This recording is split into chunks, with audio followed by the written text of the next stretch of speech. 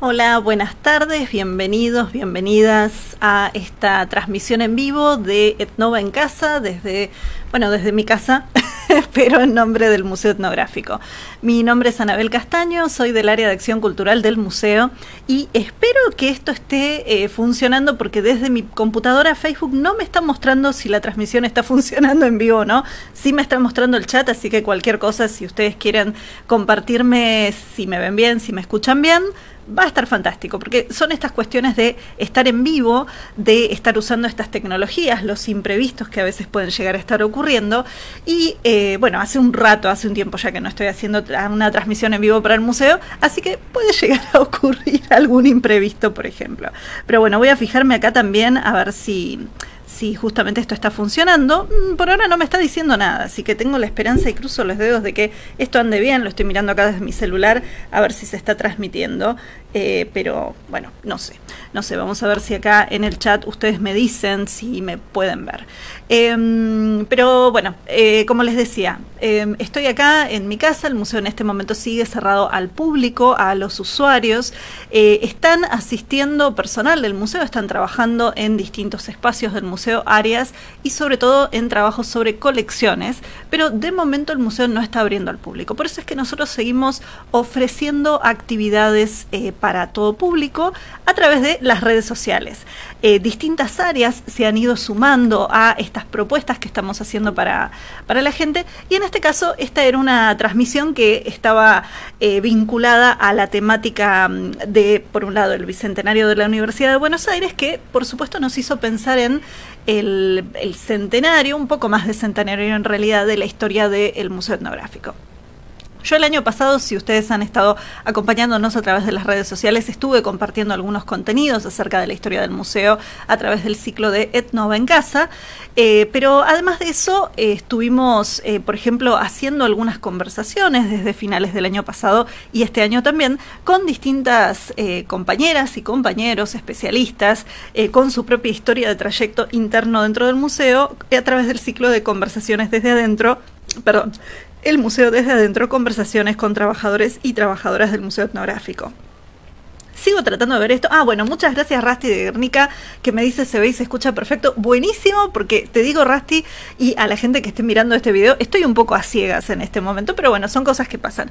Y además les aviso que si ustedes llegan a ver una cola moviéndose, tengo a mi gato acá, upa mío, porque por supuesto estas cosas pasan cuando uno está trabajando en vivo. No pasan dentro del museo porque ahí sí tratamos de no llevar a nuestras propias mascotas, animales de compañía, familia tampoco. Sí, familia a visitar el museo sí, pero tal vez no el gato para que esté en medio de la visita guiada, ¿no? Pero bueno, volviendo un poco a esto, la idea de hoy era compartirles justamente algunas historias centenarias del museo. Y cuando me refiero a centenarias me refiero un poco a la historia y el contexto histórico de formación y creación del Museo Etnográfico y de sus colecciones, y les traje algunas imágenes que también tienen que ver con los primeros objetos que llegaron al museo, las primeras colecciones. Algo de esto, por ejemplo, la semana pasada creo que fue, compartimos una entrevista que hicimos con Andrea Pegoraro, donde ella nos estuvo contando parte de su investigación. Andrea viene trabajando desde hace años en lo que es historia de los museos, específicamente en historia del Museo Etnográfico de Juan Bautista Ambrosetti y de la formación de sus colecciones, pero más allá de eso, ya veníamos con ganas de hacer esta actividad y compartirla con ustedes, que además va a quedar acá subida en el Facebook del museo como siempre, y va a quedar también subida a nuestro otro canal, que es el canal de YouTube, donde también estamos sumando esto. Y sí, venimos haciendo distintas actividades, como les decíamos, pero bueno, un poco tratando de distintas áreas que trabajan en el museo, de ofrecerles programación. Marta, no estoy segura a qué te referís con esto de que me ibas a preguntar por ellos, los conozco de otras charlas. Esperemos que haya respondido. Tal vez mencioné algo que justo tenía referencia, pero ahí me quedó suelta el comentario tuyo. Igual gracias y bienvenida, Marita, perdón, bienvenida por conectarte. Y Hernán, sí lo vamos a pasar por YouTube, pero cuando esto termine. Después subimos la transmisión cuando se termina esta parte, el video se sube completo a YouTube. No estamos haciendo transmisión simultánea porque, bueno, no podemos. Pero bueno, volviendo a esto, mis gatitos, sí. Mis gatos los conoces de otras charlas, sí, y también de eventos de narración oral, tanto para el museo como externos. Muchas veces terminan apareciendo y captando o cooptando la cámara. Pero bueno, vamos a hablar un poco del tema que nos convoca, que es la historia del Museo Etnográfico, estas historias centenarias.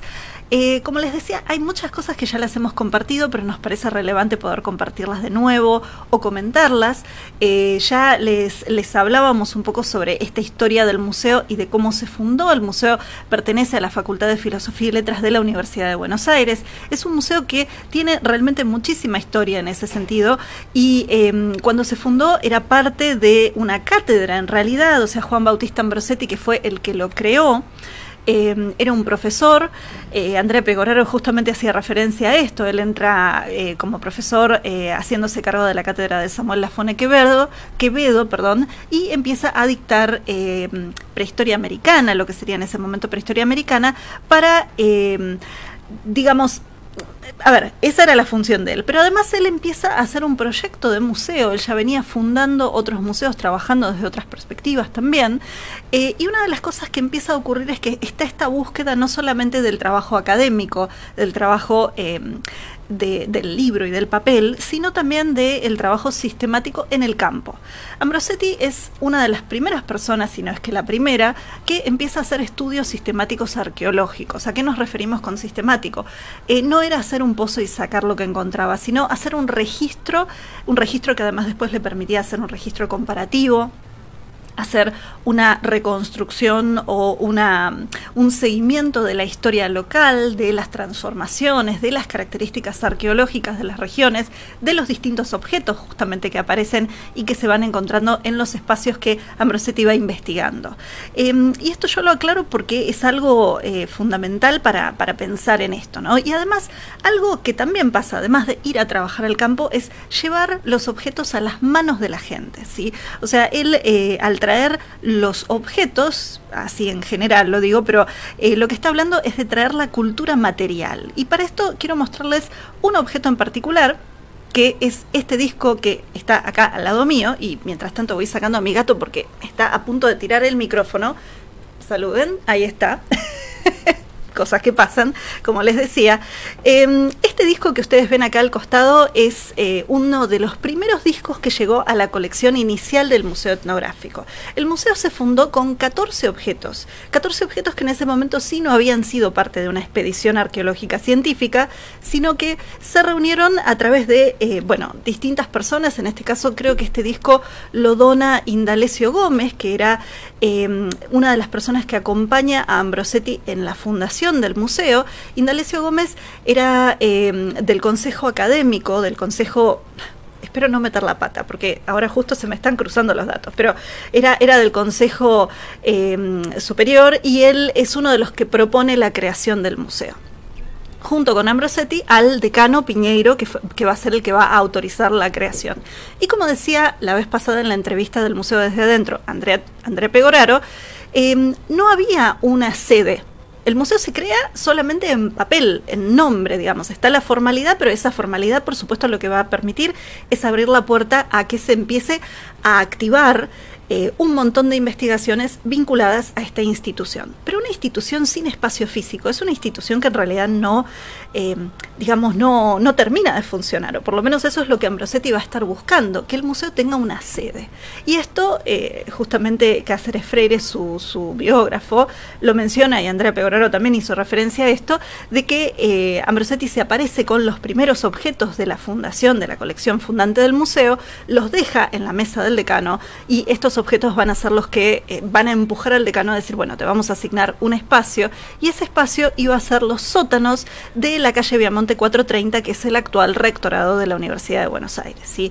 Este rectorado, este espacio, es importante para tener en cuenta porque en realidad es ahora el rectorado de la Universidad de Buenos Aires, pero en ese momento por supuesto no lo era, y las condiciones o la disposición física de dónde ocupaba, digamos, de dónde se encontraba esto, voy a cerrar el disco y voy a mostrarles justamente cómo era esta casa, que era la casa donde funcionaba el rectorado, pero también funcionaba la Facultad de Filosofía y Letras. A ver si ahí la pueden ver, ahí está, bien. estaba hablando y no les estaba mostrando la imagen. Bueno, este edificio era justamente el rectorado y acá funcionó el museo en sus sótanos hasta el año 1927. Recién en el año 1927 el museo se muda a la calle Moreno 350, que es su actual sede, digamos es el espacio que todos, tengo la esperanza de que en algún momento, si no lo conocen, van a venir a conocerlo, pero bueno, es el espacio físico que actualmente ocupa el museo. La calle Moreno 350, originalmente este edificio que ustedes ven acá en la foto, era el edificio destinado a la Facultad de Derecho. Y es más, en esta foto ustedes pueden ver un grupo de estudiantes que están ahí en la puerta de la facultad, de lo que era en ese momento Derecho, y esto es parte de las protestas de la reforma universitaria de 1918, que hace poquito fue el centenario. Uno de los lugares donde hay documentación y registro vinculada a la historia de la UBA, pero también a esta historia nacional que ocurre con la reforma universitaria, con esta transformación de las universidades nacionales. Bueno, uno de los lugares iba a ser este espacio que es la actual, lo que en ese momento era la Facultad de Derecho y ahora es el actual museo. Me estoy fijando acá por las dudas si hay algún comentario o algo. No, acá tengo a mis compañeras que están sí respondiendo desde el chat la consulta que había hecho Hernán antes sobre el tema de dónde subimos las transmisiones. Así que gracias por acompañarme desde el lado del chat.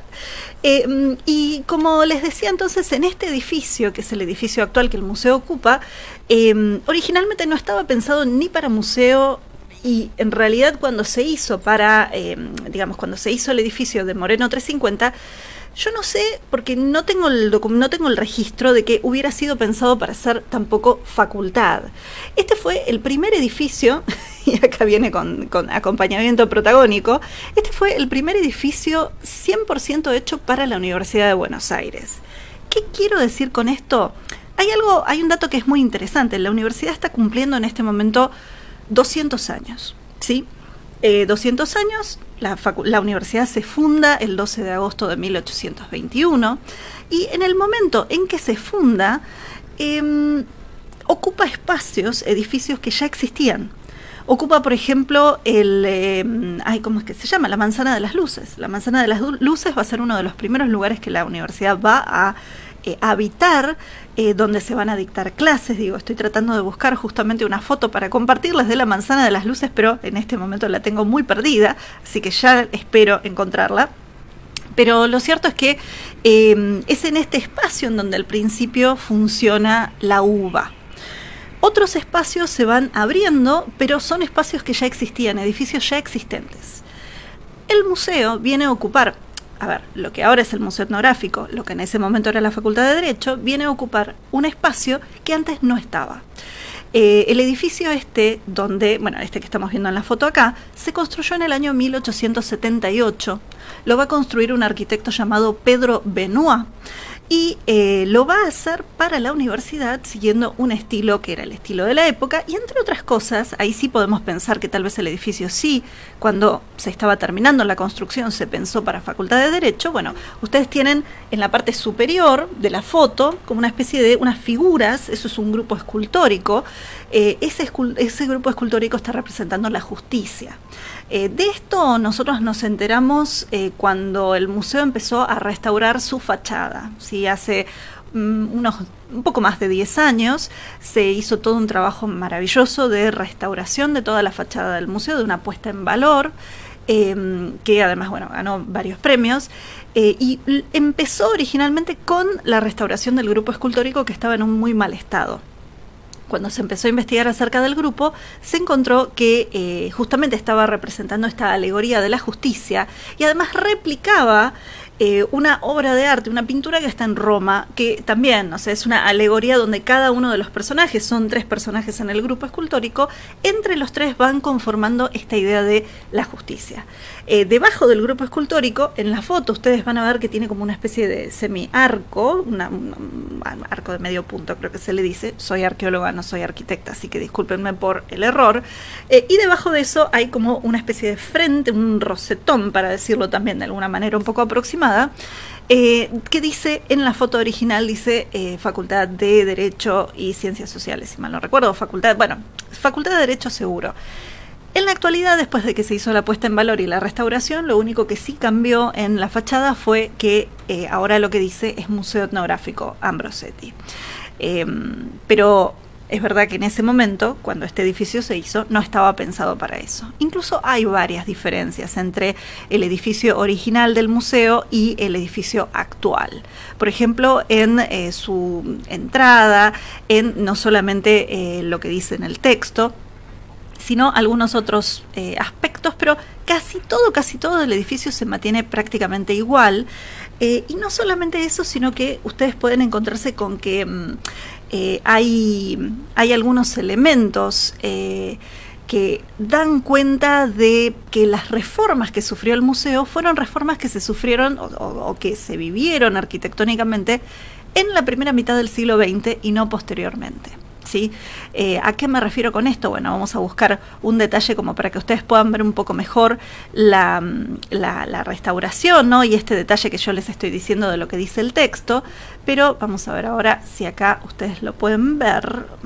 Si me deja. No me está dejando nada. Bueno, cosas que pasan, pero a ver, ahí estamos. Ustedes no me están viendo a mí, pero sí están viendo el frente. Justamente dice ahí Museo Etnográfico Ambrosetti, un detalle del grupo escultórico. Y toda esta parte es prácticamente original. Digo, se hizo todo el trabajo de restauración, pero se mantuvo y se respetó muchísimo. En cambio, cuando empezamos a mirar, como les digo, la parte de abajo, el ingreso del museo sí cambia un poquito. Vamos a ver si puedo mostrarles de nuevo esta imagen. A ver si me deja. Se me está colgando la computadora. Esto, vieron que yo les decía, estaba teniendo algunos problemas para ver acá en Facebook. Bueno, me parece que tiene que ver con un tema de conectividad y con, bueno, cosas que pasan a veces cuando uno está trabajando con las redes, ¿no? Pero ténganme un poco de paciencia con esto y vamos a ver si podemos hacerlo acá. Ahí estamos, bien, vamos a ver. Ahora sí, acá estamos, bien.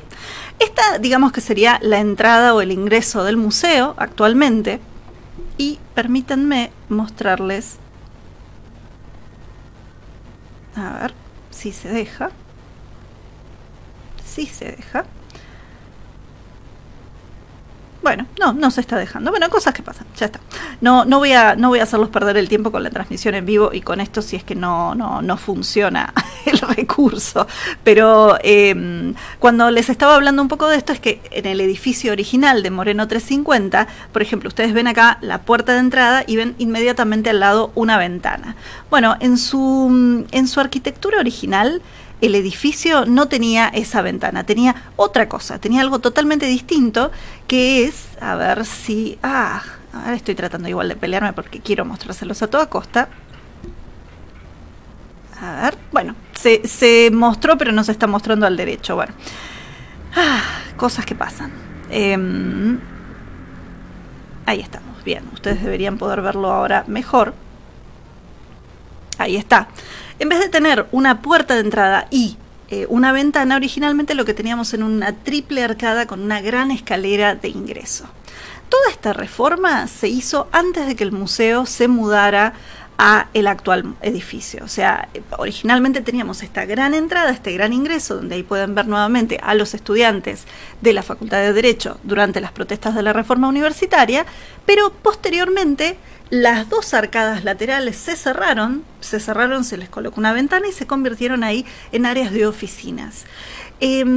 Como les digo, nada de esto estaba pensado para museo, tampoco los sótanos de la calle Viamonte 430 estaban pensados para eso. O sea, este espacio, los sótanos tenían fama de húmedos, de oscuros, de fríos.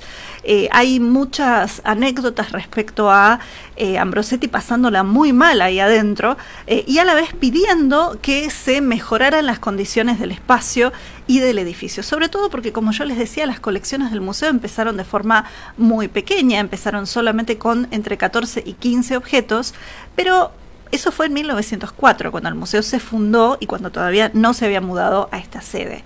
Para 1912, o sea, 8 años después de su fundación, el museo tenía más de 12.000 objetos entre sus colecciones.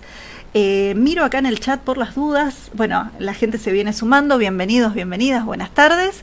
Y como les decía, las colecciones fueron creciendo de a poco, pero esos primeros 14 objetos fueron en realidad la colección fundacional y no encontrábamos mucho más que esto. O sea, tampoco los teníamos exhibidos de esta manera. Los objetos estaban ahí para investigación, para consulta, o como contaba Andrea también, para alguna consulta escolar tal vez, algunas instituciones o instituciones, escuelas técnicas que venían a dibujar estas cosas. Pero, por ejemplo, este tipo de disco que vemos acá, que ahora voy a tratar de ver si les puedo mostrar un detalle un poco más grande del mismo.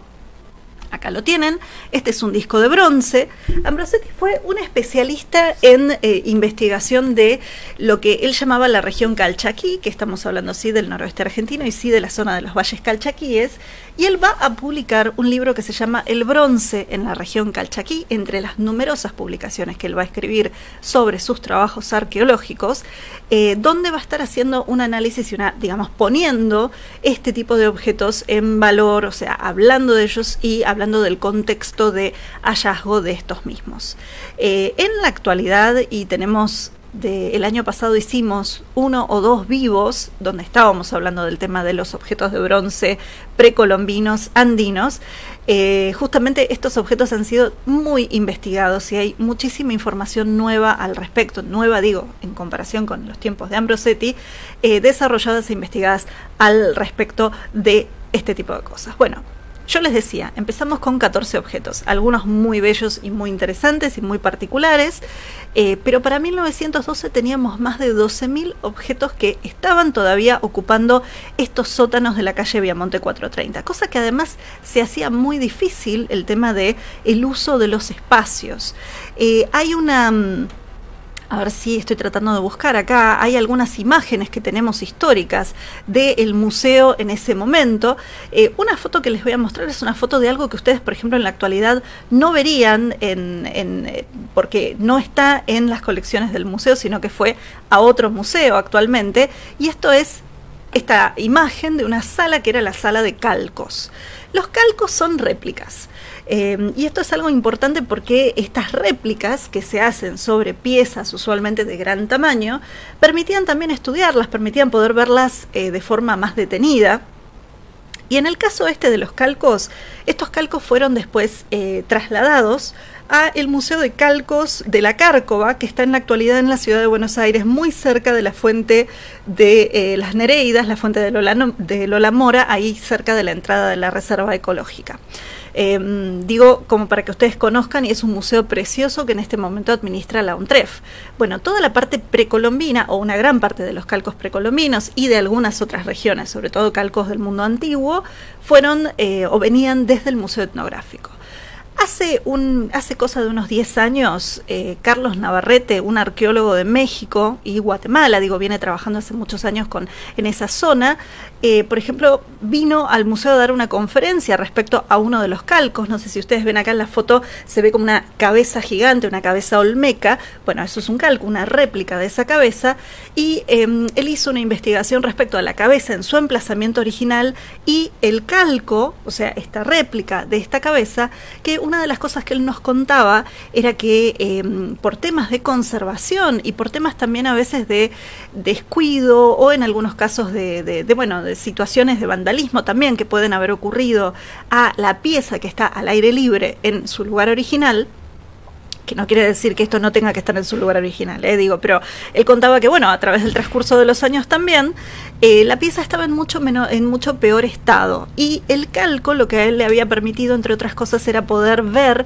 detalles que en la pieza original tal vez no estaban. Entonces estos calcos, estas piezas que muchas veces muchos museos tienen, y que a veces la gente nos pregunta, ¿y por qué? Son copias, ¿para qué sirven? Bueno, nos sirven también para hacer como una especie de huella o de radiografía de un momento histórico de ese objeto y hablar de en qué estado, y también poder ver ciertos detalles que si no necesariamente los podemos ver a primera vista, ¿no? Esto es algo interesante, que el museo tuvo una colección muy grande de calcos, pero después en un momento sí, esos calcos fueron destinados a este otro museo que se dedica a ese eje temático exclusivamente.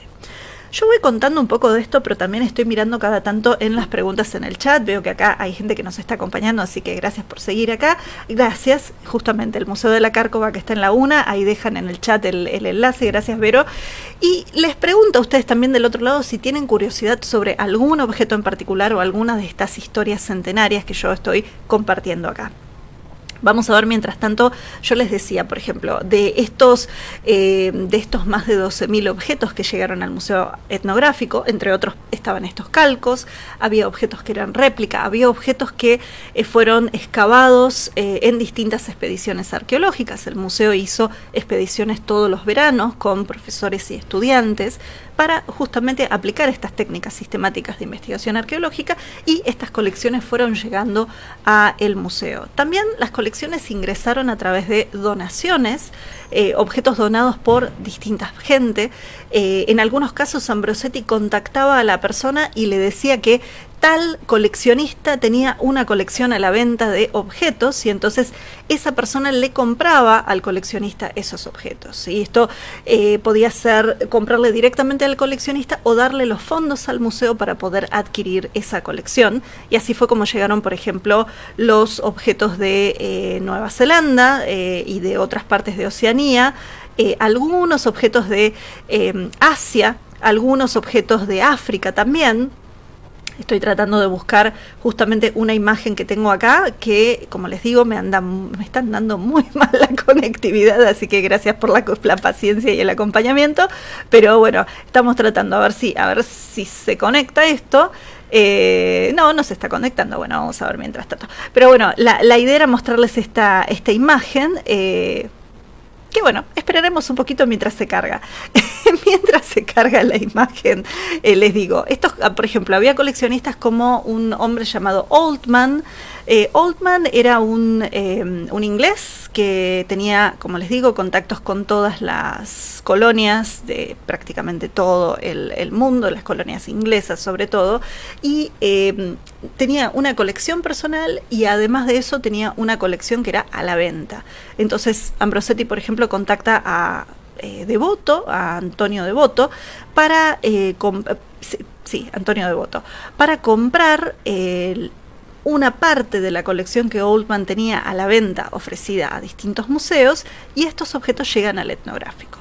En la actualidad, por ejemplo, Oldman fue un gran coleccionista de museos, de objetos de culturas, por ejemplo, de las culturas maoríes. En la actualidad hay un proyecto a nivel mundial donde los maoríes y varios museos de Nueva Zelanda están haciendo un trabajo colaborativo con voluntarios de muchas partes del mundo para reconstruir cómo fueron circulando estos objetos, por ejemplo, de Oldman y de otros coleccionistas, y cómo fueron circulando a distintas partes del mundo.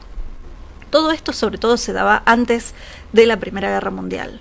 Después de la Primera Guerra Mundial ya no se da tanto ni el tema de estas compras específicas, ni tampoco algo que también ocurría, que eran los canjes entre museos.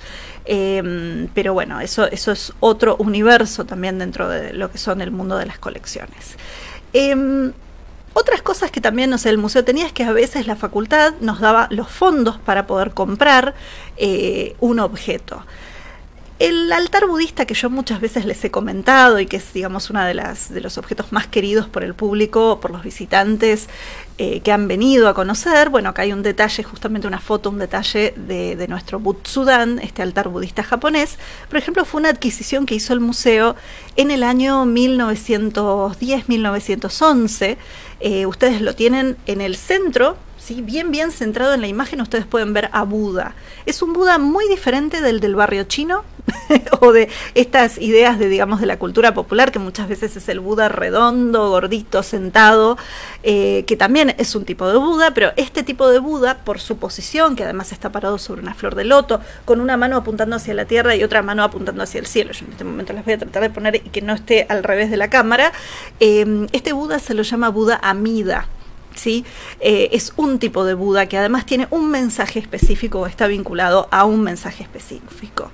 Nosotros cuando este altar llegó al museo, en realidad llega a través de una compra, pero hay un malentendido, y esto está registrado entre lo que Ambrosetti le pide a la persona que lo va a traer desde Japón, porque Ambrosetti pide un Butsudan inspirado en un libro que él tenía sobre religiones comparadas y había visto una foto de un Butsudan, pero lo que él estaba pidiendo era algo más pequeño. Él estaba pidiendo algo más o menos del tamaño de una hoja de papel. Hay Butsudan que son pequeños, las casas de Buda, casa de Buda sería Butsudan, donde tenemos a la figura de Buda usualmente dentro de un espacio que además tiene puerta, que tiene techo, es un tipo de protección.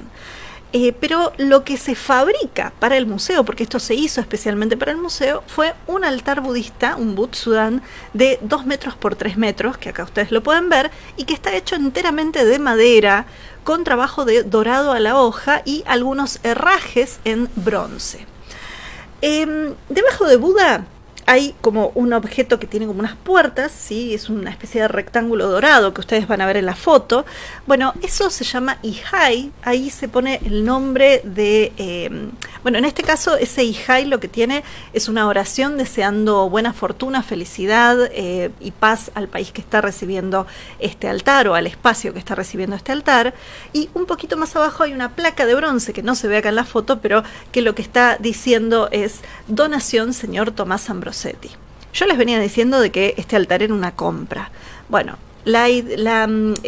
digamos, el problema que se dio con que lo que Ambrosetti había encargado y el presupuesto que él tenía era para algo así pequeño, fue que cuando esto llegó a Buenos Aires, al puerto, no tenía el tamaño y el presupuesto que Ambrosetti había calculado. Entonces llevó un tiempo poder ver cómo se conseguían los fondos para poder pagar el altar. Finalmente, el altar es una parte se paga con el dinero de la facultad, otra parte de gastos, el importador que lo trajo nos, digamos, acepta que, o le dona al museo parte de los gastos de impuestos que había que pagar para poder liberar el altar. Pero una parte importante de los fondos para poder pagar el altar los puso don Tomás Ambrosetti, que fue el padre de Ambrosetti, que trabajaba en un banco, que tenía una muy buena posición económica y que fue el que permitió, digamos, terminó de redondear esta compra-donación que fue bastante problemática originalmente. Entonces, esto es, digamos, uno de los detalles de algunas de estas colecciones y algunos de estos objetos. Las colecciones fueron variadísimas. Algunas también, como les decía, no solamente fueron compras, fueron donaciones, fueron canjes con otros museos. Nosotros hemos mostrado y hemos tenido en exhibición también objetos canjeados, por ejemplo, con el Museo de Estocolmo. Se mandaban objetos de acá, del territorio, de lo que es el actual territorio argentino, en canje. Eran objetos, entre comillas, repetidos, que se mandaban a estos otros países y ellos a su vez nos mandaban objetos a veces característicos de ese mismo país y a veces eran colecciones que venían de sus propias colonias o de canjes con otros museos. Esa fue, digamos, la forma original en que el museo muchas veces fue haciendo crecer sus colecciones. Ahora, esto fue hacia 1912. Para 1917, Ambrosetti muere. Él muere de una enfermedad respiratoria y el que lo sucede va a ser su mano derecha, que era Salvador de Benedetti. Salvador de Benedetti había sido secretario de Ambrosetti originalmente y va a ser la persona que va a estar a cargo del museo a partir de ese momento. Ambrosetti nunca logró que el museo se mudara de sede, había estado en esta búsqueda, pero nunca tuvo, digamos, respuesta positiva al respecto. O sea que fue toda una hazaña en realidad en un punto para De Benedetti el poder haber logrado mudar el museo a el actual Moreno 350. Les vamos a mostrar una foto que ya la hemos compartido en otros vivos, pero personalmente es una de mis fotos favoritas de las fotos históricas del museo, que justamente ustedes acá los tienen a ellos en una campaña arqueológica. Ambrosetti vestido de traje oscuro con un cigarrillo en la mano, de sombrero negro. Salvador de Benedetti en ese momento vestido de forma bastante informal en comparación con fotos posteriores que tenemos de él de traje y corbata. Está parado hacia la izquierda de Ambrosetti, Ambrosetti. Después tenemos dos personajes más, dos figuras más, que son una, el fotógrafo de la expedición, por la información que yo tengo, y la otra, el capataz, que estaba a cargo de la excavación arqueológica, porque en ese momento estos arqueólogos no estaban poniendo las manos en la tierra como en la actualidad hacemos desde la arqueología.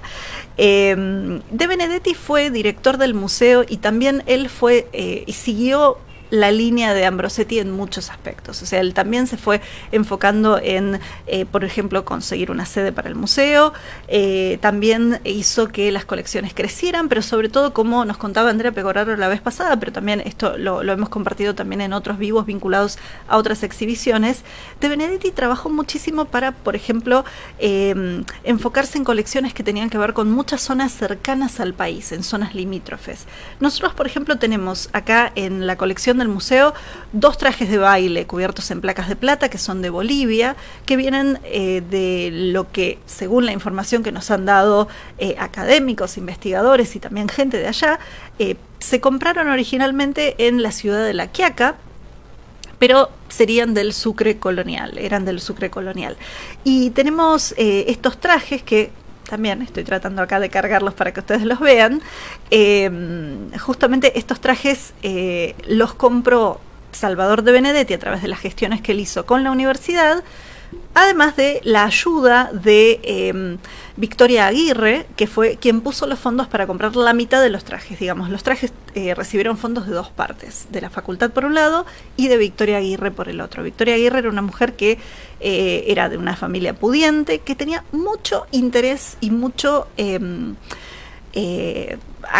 actividad cultural en distintos lugares. Ella había acompañado campañas de expedición, de investigación, fue la persona que pagó las primeras pasarelas de acceso a las cataratas del Iguazú, por ejemplo, y ayudó muchísimo a muchos museos, estuvo muy presente en muchas actividades. Entonces ahí, digamos, es algo fundamental para tener en cuenta, porque sin los fondos que ella pone, los trajes, por ejemplo, que hemos tenido en exhibición durante mucho tiempo, hubiera sido imposible que estuvieran, ¿sí? Esto, digamos, como detalle. Vamos a ver si podemos mostrarles justamente una foto de la sala donde están exhibidos estos trajes de baile, que ustedes también han compartido o han visto seguramente a través de, por ejemplo, talleres que hemos dado sobre esto que son los danzantes de la luz. Así que vamos a ver si ahora sí ustedes las pueden ver. Vamos acá, bien. Acá estamos, bueno, está un poco corrida la imagen, pero ustedes pueden ver acá por lo menos una de las capas. Y estos trajes justamente fueron comprados hacia el año 1920, 1921, o sea, literalmente hace 100 años, gracias a estos fondos que puso Victoria Aguirre y gracias a las gestiones de Salvador de Benedetti. En la exhibición, que como les digo todavía está cerrada, o sea que no pueden venir a visitarla en este momento, tenemos una foto histórica de alguien del personal del museo posando o poniéndose uno de estos trajes para ver justamente cómo quedaban. Los trajes están compuestos de capas, junto con los trajes físicos, digamos, no solamente tenemos las capas, tenemos el traje y tenemos unos morriones. Los morriones son los cascos. No tengo acá foto de los morriones, pero las hemos compartido y ustedes las van a poder ver en otros vivos, que después pueden encontrar tanto en nuestro canal de YouTube como en nuestro canal de Facebook, acá también viendo en emisiones anteriores. Me voy a fijar por las dudas si hay alguna pregunta o comentario. Me parece que no por ahora. Me parece que no, venimos bien, bueno, está. Entonces esperemos que me sigan acompañando en este viaje y vamos a ver algo más de esto. Cuando yo les decía que el museo se mudó acá a la calle Moreno 350, fue bastante importante, fue muy importante en realidad la inauguración, porque este museo cuando se funda, o sea, cuando se muda, es como que mucha gente considera que esa es la fecha de fundación del museo. Nosotros siempre tomamos el año 1904, pero la mudanza a Moreno 350 fue una mudanza que tuvo un acto donde estuvo el Ricardo Rojas leyendo uno de los discursos inaugurales. Hay fotos históricas que alguna vez he visto en el archivo que son impresionantes porque tenemos, digamos, una reunión donde está el museo repleto de gente, marcando esa fecha que fue el 28 de septiembre de 1927. ¿Qué pasó con la Facultad de Derecho mientras tanto? Bueno, ellos se mudaron a lo que en ese momento era la nueva Facultad de Derecho, que actualmente nosotros la conocemos como la Facultad de Ingeniería sobre la Avenida Las Heras. Ese edificio que parece una iglesia gótica, que mucha gente la tiene identificada así, bueno, ese edificio originalmente recibió a la Facultad de Derecho, hasta que después Derecho se mudó a su actual sede. Pero originalmente había estado acá en Moreno 350. Y una de las cosas que a mí me gusta mucho destacar de esto es que durante esa inauguración y después de esa inauguración el museo siguió a cargo de Benedetti, y de Benedetti muere en el año 1930. Cuando él muere, se hace cargo Félix Outes, que va a ser el tercer director del museo, pero el interés de Outes, el eje académico de Outes, era muy distinto del de Ambrosetti y del de Benedetti. Entonces sus investigaciones, las propias publicaciones que van a haber producidas desde el momento que Outes es director, su eje va a virar, no va a estar tan enfocado ni en la arqueología, ni específicamente en la región del noroeste argentino, la zona Calchaquí, sino que va a estar orientada hacia otras regiones y también hacia otros ejes más geográficos, por ejemplo. Y Outes sí va a publicar una revista que se va a llamar Solar y de la cual todavía hay ejemplares en la biblioteca. El edificio para 1930, perdón, y algo que yo me olvidé de decirles, que es algo interesante también para tener en cuenta, es que el lugar donde está la sala de los trajes de los danzantes de la luz, esta sala exhibida, digamos, esta exhibición de trajes bolivianos, que acá volvemos a ver un poco, esta sala originalmente era la que escondía la biblioteca. El museo funcionaba, la biblioteca del museo funcionaba en este espacio. Si ustedes han visitado el museo, van a saber que la biblioteca del museo ahora no está dentro del edificio mismo, sino que ustedes ingresan al museo, atraviesan un bellísimo patio y ahí llegan al edificio de la biblioteca. Bueno, eso es algo importante porque la biblioteca empezó a funcionar ahí a partir de 1930. Antes de eso funcionaba en esta que ahora es una sala, y que cuando yo entré a trabajar al museo y también cuando yo estaba estudiando en la universidad, esto era un aula. Todavía nosotros a veces lo llamamos el aula, por, bueno, obvias razones. Pero la biblioteca viene a funcionar a lo que sería, vamos a ver una foto histórica de la biblioteca, una foto un poco más vieja, viene a funcionar a lo que serían los jardines del museo, en la parte de atrás de los jardines, y vamos a ver si ustedes la pueden ver bien. No la pueden ver bien todavía. Bueno, así vamos a estar, me parece que hoy, estas cosas que ocurren, sí, me viene medio difícil. A ver, vamos a ver. Si podemos.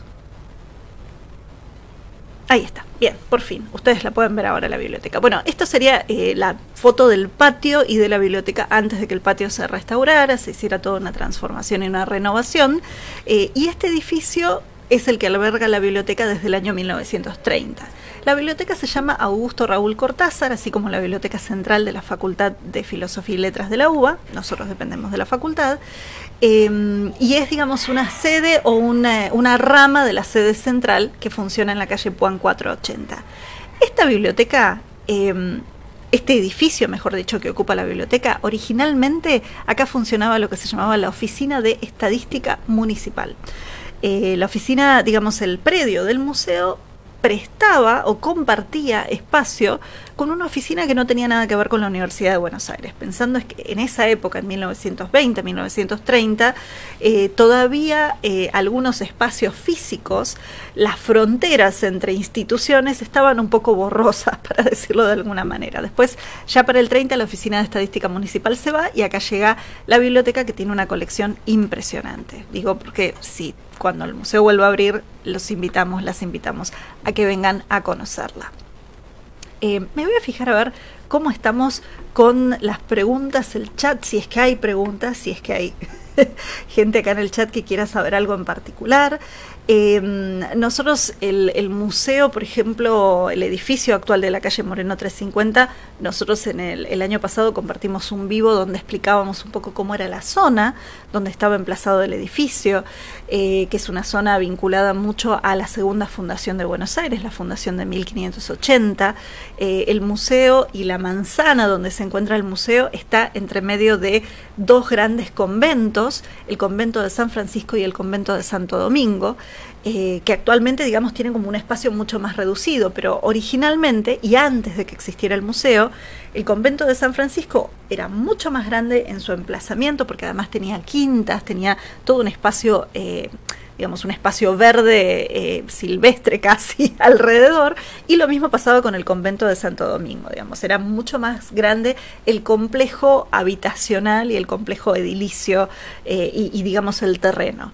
El etnográfico en ese momento no existía, la Universidad de Buenos Aires todavía no existía, estamos hablando de después de 1580, ya metiéndonos hacia el 1600, metiéndonos hacia el 1700, pero es una zona que tiene mucha historia, porque por fuera de estos dos conventos y de estos dos territorios, la zona que ocupa actualmente el museo, sí tuvo un hito histórico particular. En 1776, fue cuando se crea el Virreinato del Río de la Plata. Y en ese momento, o sea, antes de esto Buenos Aires pertenecía al Virreinato del Perú, pero en el momento que se crea el Virreinato del Río de la Plata, que los virreyes empiezan a gobernar en esta parte del territorio, una de las cosas que se eleva frente al virrey es una situación que ocurría en Buenos Aires, y que era una situación que hasta ahora no se había solucionado, que era el tema de los niños abandonados, los bebés abandonados, lo que en ese momento se llamaban los niños expósitos. Hay algunos testimonios en algunos libros históricos, en algunas crónicas de la beneficencia, entre comillas, pero bueno, en ese momento estaba vinculado a ese término, a la beneficencia, sobre la situación de estos niños y, por ejemplo, que frente al virrey hay una denuncia muy seria diciendo que la gente se encontraba tal vez con un chico tirado, un bebé tirado en la puerta de su casa, y lo que hacían era lo levantaban y lo llevaban a la puerta de un vecino, un poco más lejos, y lo dejaban ahí. O situaciones, o sea, y que esto era como casi una cadena. La gente iba rechazando a estos niños que después terminaban tirados y muchas veces, y esto era parte, digamos, de la denuncia fuerte vinculada a esto, decía, eran devorados por perros o por chanchos. O sea, eso es lo que se contaba. Y lo que cuentan algunos testimonios históricos y bueno, algunos de estos relatos es que tal vez en la zona donde está el museo actualmente, en el solar, en el espacio físico que el museo actualmente ocupa, en algún momento funcionó la primera casa de niños expósitos, el primer orfanato. Que una de las características que tenía este tipo de orfanato es que, por ejemplo, tenían puertas giratorias para que no se viera a quién estaba abandonando a esos bebés. Una situación bastante cruenta y bastante particular, de la cual hay algunas, como les digo, algunos testimonios, y también no solamente hay testimonios históricos, sino crónicas y relatos que, digamos, rayan más bien en casi la leyenda. Pero parte de esto, bueno, es parte del anecdotario que nosotros muchas veces contábamos y compartíamos con los visitantes cuando el museo está abierto. Gracias Susana por tu comentario, y bueno, la idea igual siempre es justamente estar acá con ustedes compartiendo y tratando de, por más que estamos a la distancia y por más que, bueno, esto siempre, por ejemplo, la transmisión en vivo tiene un delay, una demora, entonces yo muchas veces estoy contándoles algo, pero tal vez a ustedes les está llegando 10 segundos después, que a veces 10 segundos es mucho, pero sirve para nosotros también para tratar de justamente mantener estos encuentros con nuestros visitantes, con el público, con la gente que nos viene acompañando. Este año, por ejemplo, desde el área de acción cultural a la cual yo pertenezco, estuvimos haciendo y estamos haciendo todavía talleres y encuentros a través de Google Meet, a través de una plataforma de reunión en grupo más pequeño, en vez de hacer transmisiones en vivo. Aunque también estamos haciendo transmisiones en vivo o subimos videos y grabaciones, y también otras áreas como, por ejemplo, volvió Mujeres del Tahuantinsuyo todos los meses, así que ténganlo en cuenta cuenta para ver en la programación del museo. Digo, hay un montón de actividades que seguimos acompañando. Pero bueno, volviendo a la visita, la idea muchas veces cuando estamos compartiendo esto es justo...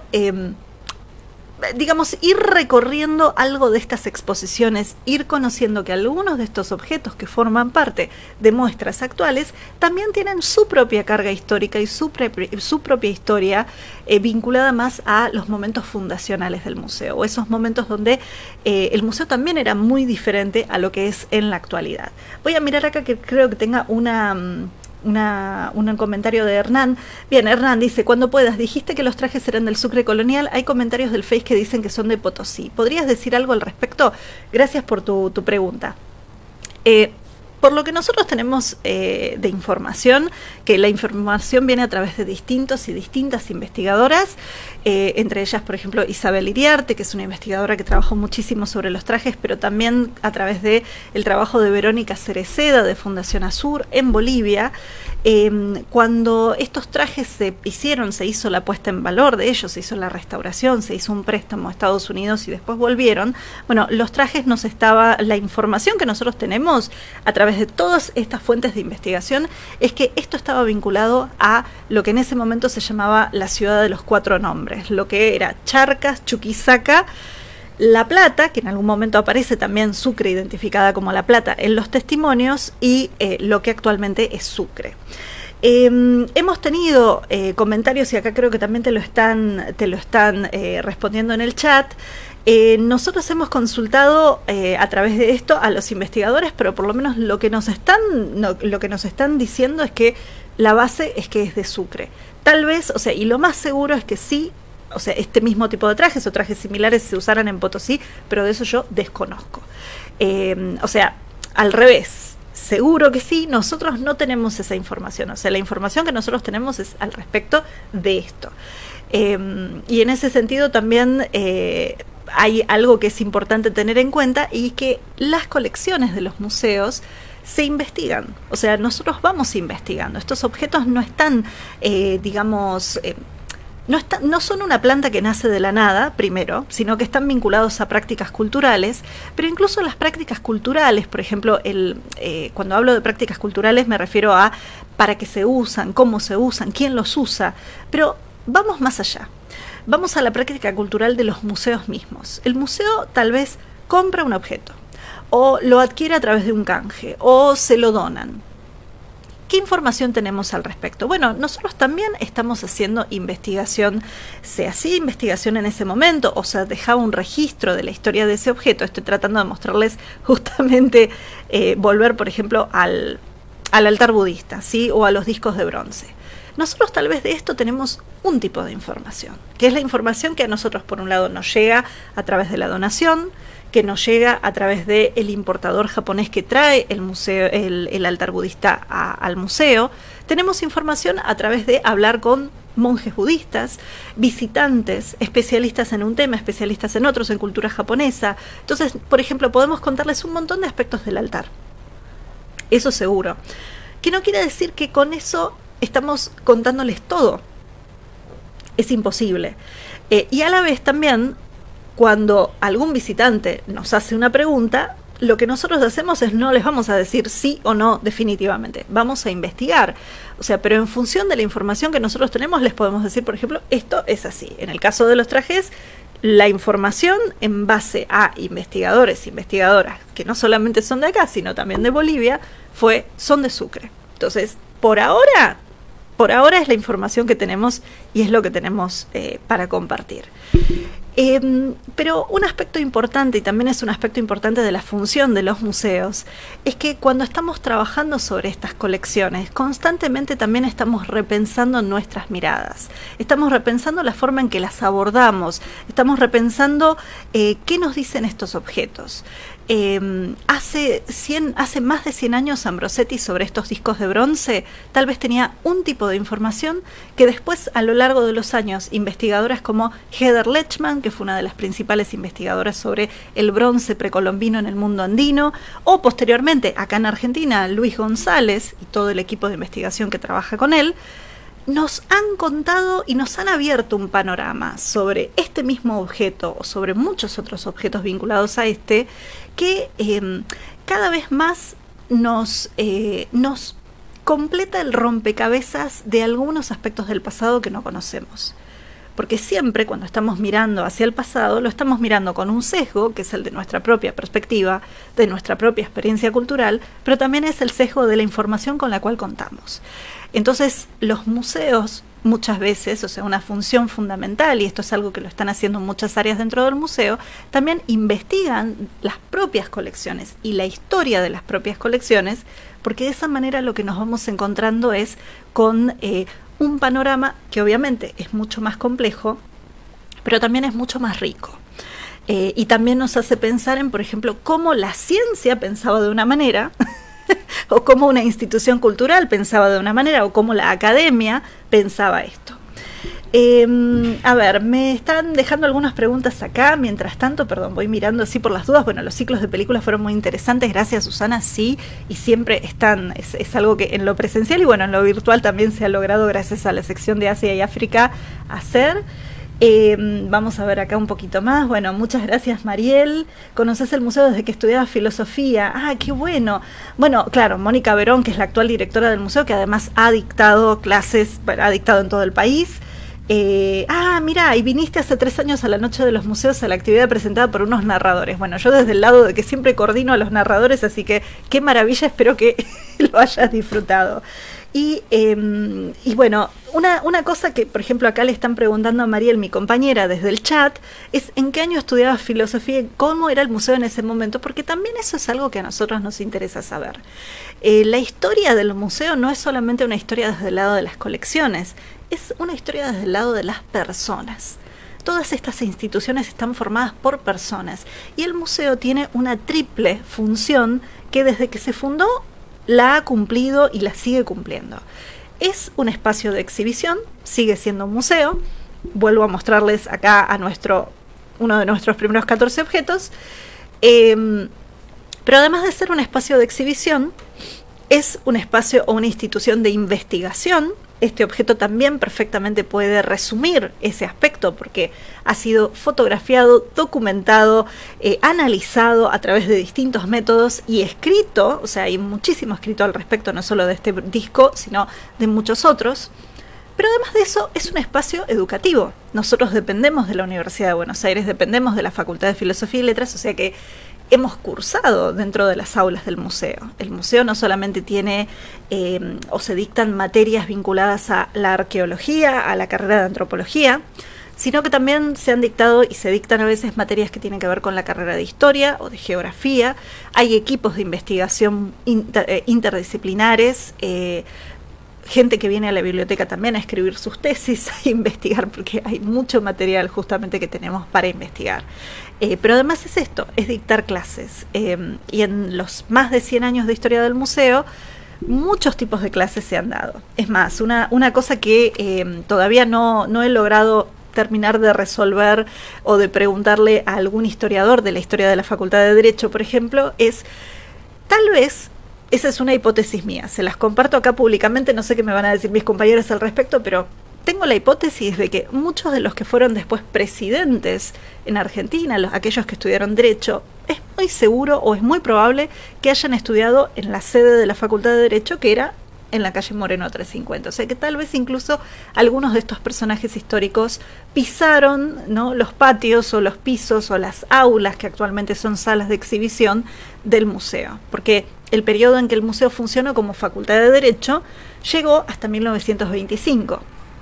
Así que hay varios abogados que después fueron presidentes que tal vez estuvieron en estos espacios físicos. Digo, como para que ustedes piensen incluso la complejidad que tiene una institución como la Universidad de Buenos Aires en estos distintos niveles que se entrecruzan entre investigación, educación y, bueno, en el caso del museo, difusión.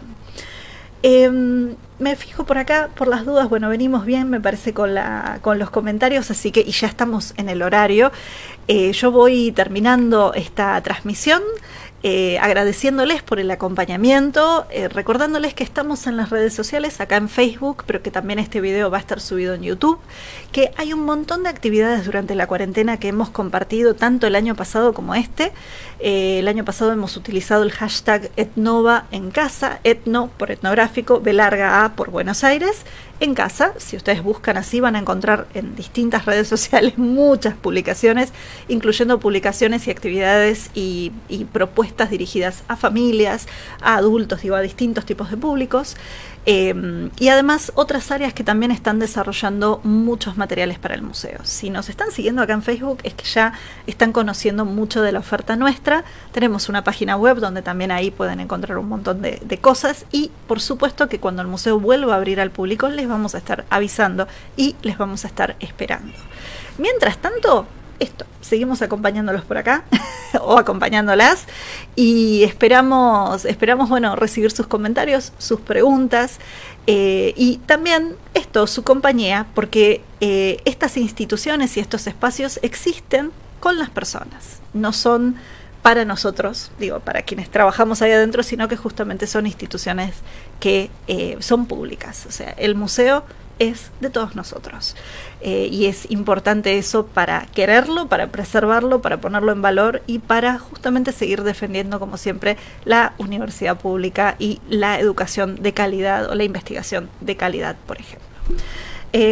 Así que gracias por haberme acompañado. Y bueno, los esperamos para próximas propuestas que estemos compartiendo acá. Un solo detalle que antes de que me olvide es que este domingo fue el Día Mundial del Folclore, también fue el Día Nacional del Folclore, y esto estuvo vinculado a el propio Juan Bautista Ambrosetti. Ambrosetti nació el 22 de agosto de 1865, que 22 de agosto es la misma fecha que un arqueólogo inglés propuso o usó por primera vez la palabra folklore, el conocimiento de la gente, de lo popular. Y en los años 60 hubo un congreso que fue el primer congreso mundial de folclore, que lo dirigió Augusto Raúl Cortázar, del cual nuestra biblioteca lleva el nombre, y ahí se propuso que el 22 de agosto fuera el Día Mundial del Folclore. Ambrosetti en Argentina es considerado el padre del folclore porque fue el primero que hizo recopilaciones de tradiciones orales, de historias, de leyendas. Y se juntaron todas las fechas. Se juntó el 22 de agosto de este inglés que había propuesto folklore, se juntó el cumpleaños de Ambrosetti y se juntó este congreso donde Augusto Raúl Cortázar propuso esto. Así que el domingo pasado estuvimos celebrando eso, y fíjense, ¿no? Todo como los años históricos y las celebraciones históricas se van, digamos, juntando, van apareciendo. Es un eje más que fue apareciendo dentro de las investigaciones del museo y dentro de lo que hay en el patrimonio, no solamente en el patrimonio de los objetos materiales, sino también de, por ejemplo, los documentos que hay en biblioteca o en el archivo. Pero bueno, no quiero seguir tomándoles el tiempo. Estamos en contacto, como les digo. Nos vemos y hasta la próxima.